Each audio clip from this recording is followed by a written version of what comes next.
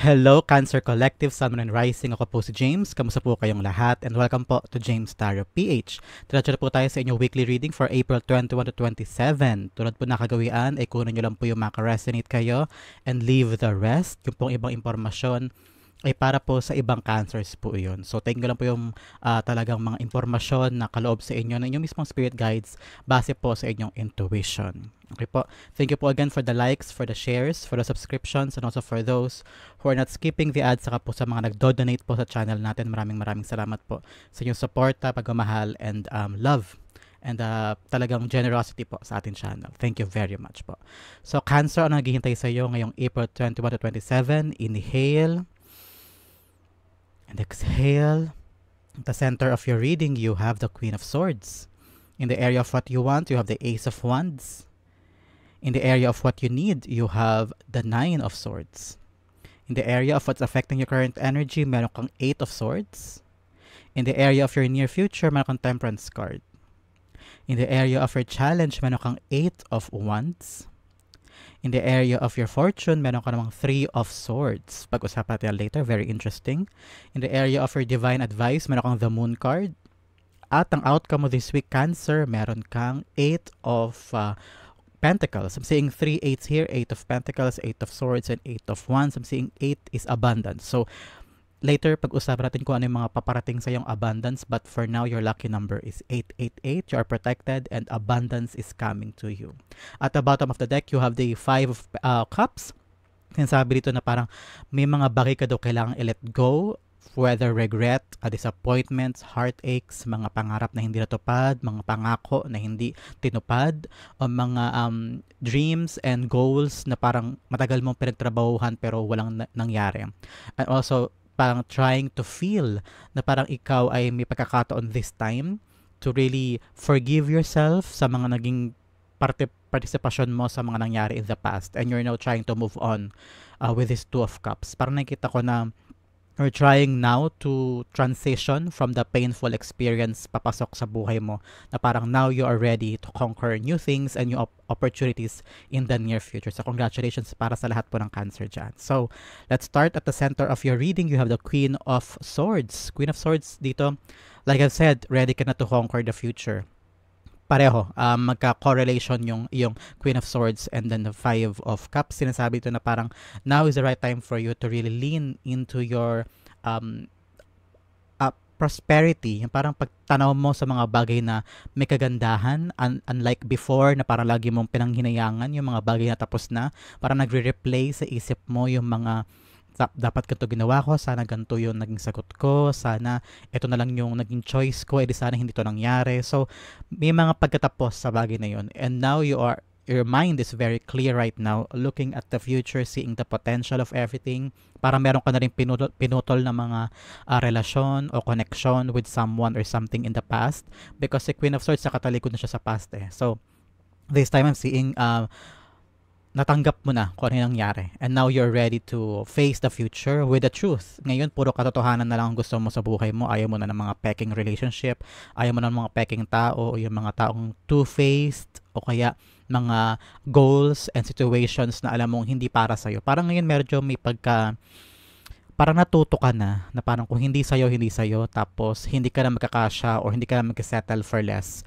If this is something na gusto ko, parang lahat ibubuhos mo doon. Pero kung hindi, you have the parang katapangan to walk away and chase other things. Okay, the Queen of Swords being clarified by the Two of Wands. Yes, now you're ready to step out of your comfort zone. Tinan mo siya, nasa loob siya ng kwarto niya, pero tinatanaw niya yung labas, yung bintana. At may mga pangarap siya, meron na siya mga plano to get out of his or her own world. Parang na-realize niya na marami pa naghihintay sa akin sa labas more than the things na meron dito sa loob ng mundo ko. Parang ngayon, plano mo lawakan ang pangunawa mo, lawakan ang experiences mo. You want to try something new na hindi mo pa nagagawa noon. Parang this time around, meron kang kalayaan of freedom to really try something else. I'm seeing someone getting or going abroad or trying to live somewhere else, malayo doon sa lugar ko saan nangyari tong mga regrets and Five of Cups mo.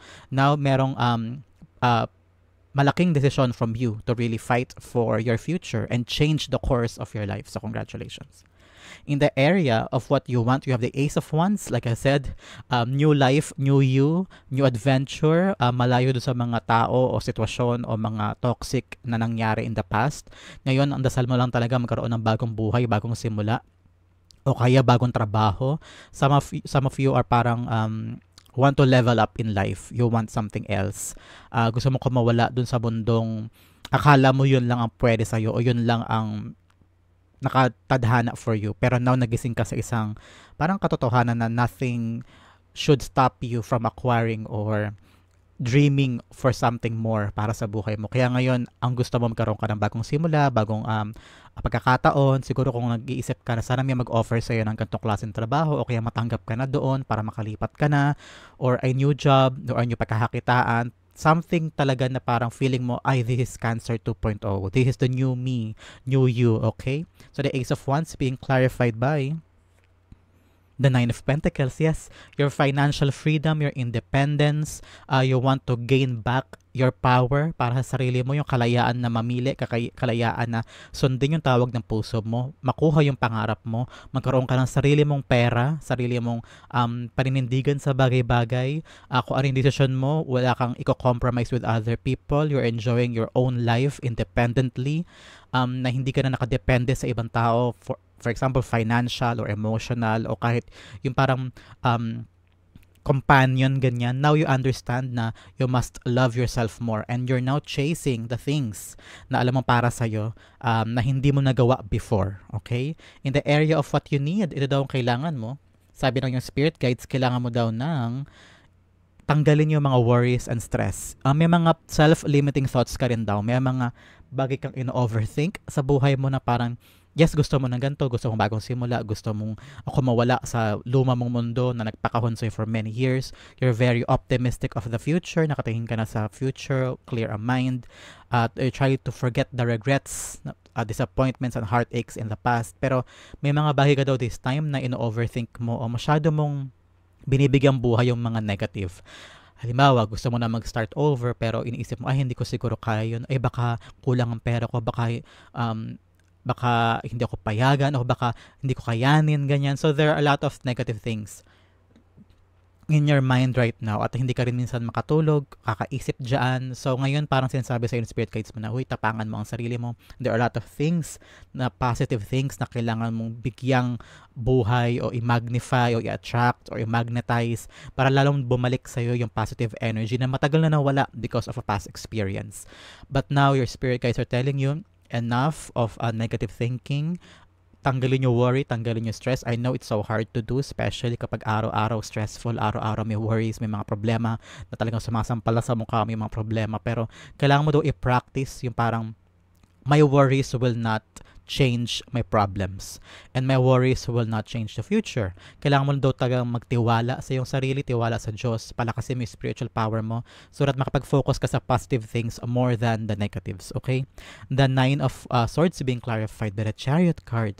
So, wag ka daw susuko. I'm hearing parang may atras abante ka in your plano in life, may mga gusto kang gawin pero parang huwag lang, kaya bukas na lang o kaya next month na lang, hindi pa ako ready, hindi ko pa kaya, wala pa akong resources, ganyan. So your spirit guides are telling you, you are ready. It's just that takot ka lang mag-try.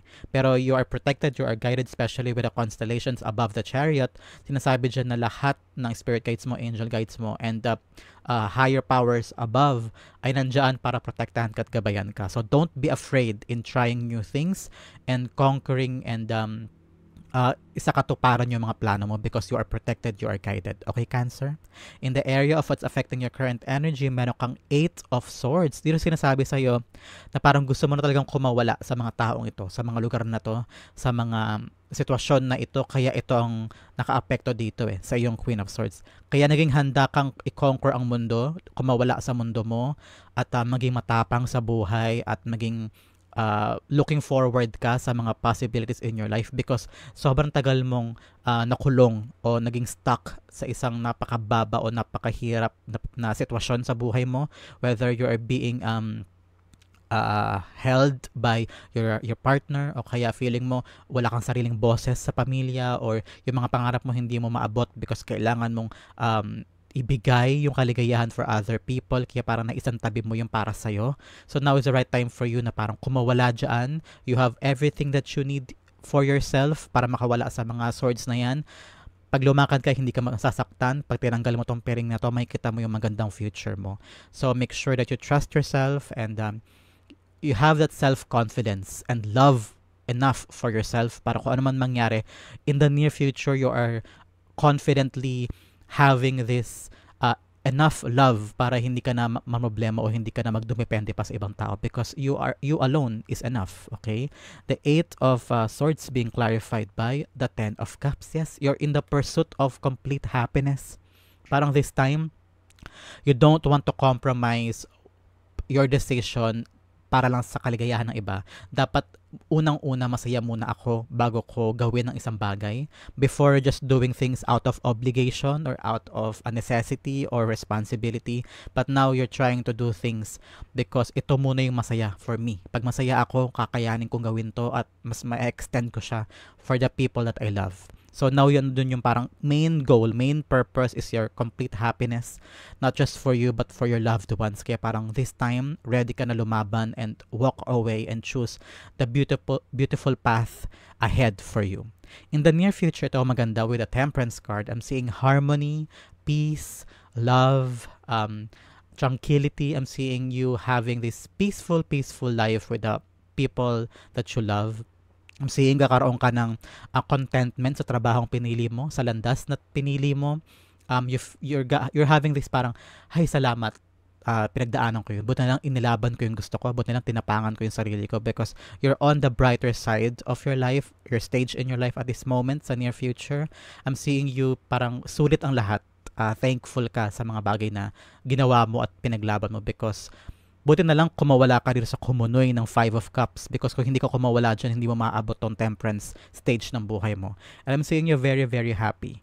Parang lahat balance in your life. You have work, you have family, you have time for recreation, and meron ka din time para lumaban sa mga trabaho mo, mabayaran yung mga bills, and at the same time, enjoy your life. Okay? The temperance cards being clarified by the death card. Yes.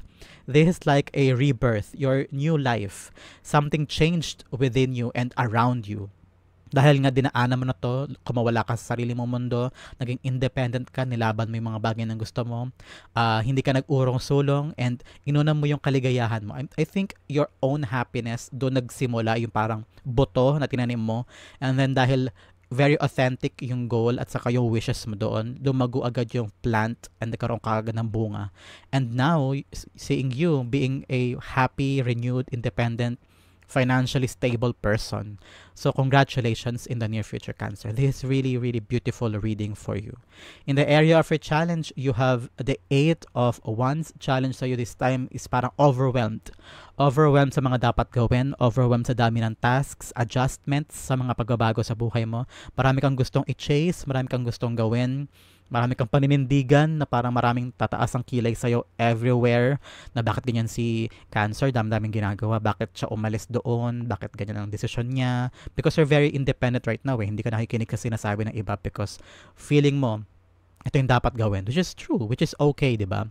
And then people are there questioning you, halimbawa, o kaya trying to distract you, or you're having this parang hindi ka makahinga or overwhelmed ka masyado sa mga magagandang paparating sa life mo. So make sure this time, unti-unti lang, try to be hinay-hinay sa mga bagay na dumarating sa life mo. I know this is a process of adjustment for you mula point A to point B hanggang point C. So may mga may mga stop point ka muna, parang ihinto ka na saglit, papahinga, i-assess mo muna bago ka dumiretso ulit.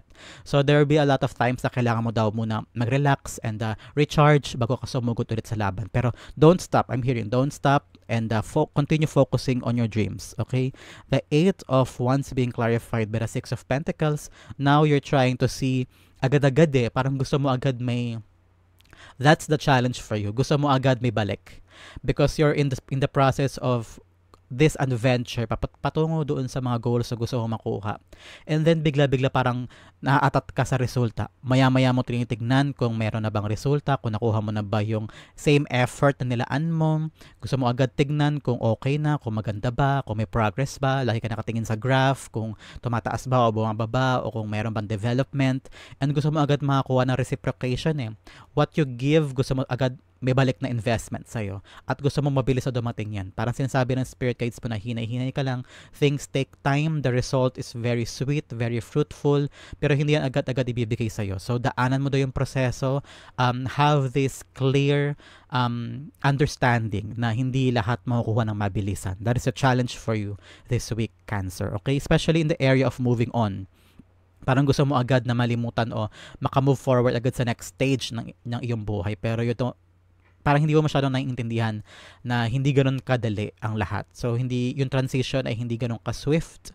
So, make sure that you're also kind to yourself na hindi lahat ng bagay ay mabilisan. So, wag mong bugbugay ng sarili mo kapag halimbawa, nare-realize mo na hindi ka pa nagbabago o hindi ka pa nag-level up o hindi pa nagkakaroon ng magandang development o tumatalon from one stage to the other. Always be kind to yourself.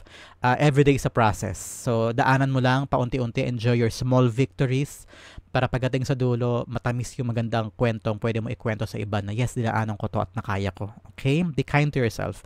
And don't look at the result agad-agad. Huwag mo laging bantayan yung development para hindi ka rin mainip at hindi ka rin ma-frustrate. Okay? In the area of your fortune, you have the 3 of Swords. Napakaganda sa fortune part mo.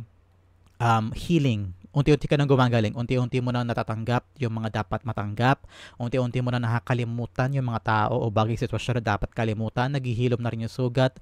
Parang napapansin mo, it is easier now to tell the story to other people pag nagkatanong sa'yo ano pinagdaanan mo, ano nangyari, sino, paano, kailan, and then parang unti-unti kaya mo na siyang ikwento, kaya mo nang masabi kung ano yung version mo of the story at kung ano natutunan mo doon, hindi na mabigat masyado. So parang doon isa yun sa mga indication na somehow you're on the process of healing from what happened and you accepted what happened in the past at napatawad mo na rin yung sarili mo sa mga naganap. So congratulations, because this is an era of healing and self-love and acceptance from you. Okay? Matagal na proseso yan pinagdaanan mo. I'm hearing talaga that it was a long process for you to come into this stage of your life, accepting what was and accepting your life right now, yung stage ng buhay mo ngayon. So, I'm hearing na parang this is a new you, parang ngayon parang kang bata ulit na unti-unting natututong maglakad, unti-unting lumalaban at umaabante. Okay? The 3 of Swords being clarified by the 10 of Swords. Yes, tapos na daw yung struggle, tapos na daw yung parang pinakarurok ng paghihirap. This is like you're on the rock bottom. Now, unti-unti ka na umaangat, unti-unti mo na nakakalimutan, and unti-unti ka na nakamove on. You're now seeing the horizon somewhere, seeing the sun, seeing hope and acceptance, and seeing the possibility of your life now moving forward. Okay, congratulations. Mapagpalaya ito for you. In the area of your divine advice, meron kang the Moon card here. Ang paalala sa iyo ng spirit guides mo na kapag hindi mo naiintindihan o marami kang parang confusion or questions in your mind and halimbawa nai-impede nun o nahihirapan ka to move forward because there are a lot of uncertain things, marami kang bagay na gustong intindihin ngayon, don't rush yourself for answers. Sometimes God will give you the enlightenment and clear understanding of things at the right time. Sa ngayon, pagkatiwalaan mo daw muna yung sarili mo sa proseso. Yung prosesong gustong ipagkaloob sa iyo ni God, yung daan, yung pathway, kahit magulo, kahit mahirap, daanan mo daw. Trust God more, palakasin mo daw yung spiritual power mo, and the answers will come to you at the right time. This time talaga ilaban mo muna yung mga bagay na sa tingin mo kalaban-laban o karapat-dapat mong gawin. And in due time, God will give you an understanding na kaya ko pala ginawa yun. Kaya pala ito yung dapat mangyari because God wants me to learn this, and that. Okay? The Moon card's being clarified by the 7 of Cups. So marami ka rin daw bagay na gustong simulan this time. I know nakakarito no kasi you're entering a new life. You want to try again, back to zero ka halimbawa, back to basics, and you're like, saan ako magsisimula, saan ako pupunta, saan ako what is the best options for me? What is the right door for me to enter? Sinasabi sa'yo ng spirit guides mo na listen to your intuition. Listen to yourself. Meditate. Go to church. Minsan maupo ka lang doon and then close your eyes. Have a peace environment at tanongin mo sarili mo, ano ba yung tawag ang damdamin mo, yung puso mo, saan ka masaya? Ano yung parang gusto mong tahaking landas? And balansehin mo and there you can answer this question of when and where and how to do it. Okay, Cancer? Ang your outcome na napakaganda na 8 of Pentacles. Pag-usapan natin later. But first, let's have additional messages from the Divine. You have 32 or 3 and 2. Kung importante po sa iyo numbers yan, this is a confirmation that this message is for you. You have Hawk Spirit. Nakita mo ba kayo na hawk anywhere, whether pictures, personal o internet? This is a confirmation this message is for you. Let spirit be your guide. Especially here with the moon, maraming mga uncertainties, hindi maintindihan, hindi maunawaan, pero hayaan mo daw yung spirit guide mo ang maging gabay mo sa buhay, okay? Isa pang message, you have reaching your destination. Your light is shining brightly. So marami ka na daw makarating sa destination mo. This is the right time for you to step forward and do it. Ito ang area na kailangan pag-focusan buong linggong ito, Cancer. You have acceptance. I am learning to accept the things that I cannot change. Especially here with the 5 of Cups. May mga bagay sa buhay na dapat mo nang tanggapin at mag-move on. Okay? Especially in your 8 of Pentacles as your outcome this week, you're working on a lot of things. This time, especially with adjustment, working on yourself, working on your self-esteem, working on your self-love, and parang tiwala sa path moving forward. Now is the right time for you to be completely independent. Ngayon parang kailangan pagkatiwalaan mo ang sarili mo moving forward. Walang time for duda, walang time for kahinaan ng loob o pag-iisip na hindi mo kaya. Laging kaya mo. Kaya mo kung ano yung pangarap mo, kaya mo, and you can work on it. You have the skills, the talent, and all the resources na magagamit mo moving forward. Okay? The 8 of Pentacles being clarified by the Queen of Swords. Ang yung core energy ay naging outcome mo. Ibig sabihin kung ano yung sinimulan mo, yan ang tamang path moving forward at hindi ka, I'm seeing you're very consistent this time. Be consistent. Kaya sinasabihan ka ng yung spirit guides na tumuloy-tuloy ka lang, huwag ka panghinaan with all your worries and stress. Patuloy mong hangarin yung magandang future na nakikita mo, na-envision mo sa life mo. Huwag ka nang babalik sa mga past people, past situations, and past environment na nakapanakit sa'yo in the past. They are already behind you. So wala nang way para balikan pa sila. And always move forward and chase your dreams no matter what. Okay, Cancer? That is your April 21 to 27 reading. Napakaganda. Hope you can naka-resonate po kayo at naka-relate po kayo. Mag-comment lang po kayo sa baba and I'll be reading your messages. This has been James for James Tarot PH. God bless everybody.